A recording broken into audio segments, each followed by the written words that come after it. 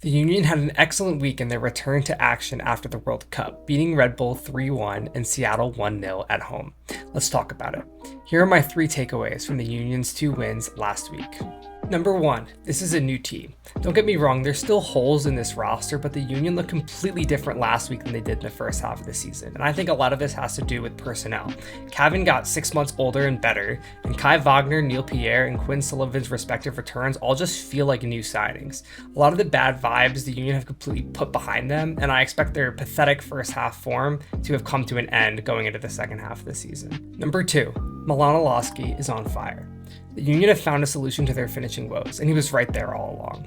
Olaski is not exempt from the list of players that had a really rough first half of the season, but after seeing his first 2 games under Ryan Richter, it's very perplexing why he was played in the midfield under Bradley Carnell. Despite being a 10 for the first half of the season, Olaski's killer instinct in the box has him on 9 MLS goals, on pace for the second best single season tally in Union history. He scored in 5 straight matches and can set the club record streak this coming weekend. Your defense is terrified. Number 3, Ryan Richter is at the wheel. While I do think Bradley Carnell was a little hard done by in the run-up to the 2026 season after the front office sold all 3 of his MLS All-Stars from 2025, I don't think it's a bad thing that Ryan Richter's in charge now. He's young and bright and brings a lot of new ideas, but I think his simplification of the Union's tactics, specifically on defense, have really brought a new life to this team. Here's what he had to say about his new instructions after Saturday's match. When we had a chance to sit down and analyze the first half of the season, we looked at some of the things that we looked at as defensive issues, the way we defend the ball in wide areas, the way that the team was finding pressing moments.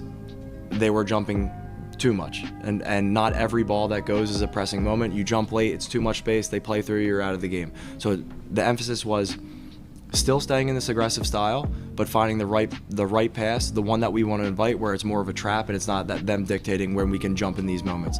Richter's quote is cool, but you can really see it in action over the last 2 games. There were 1 or 2 moments that the Union got caught in transition against Red Bull, but they never really looked like conceding against Seattle.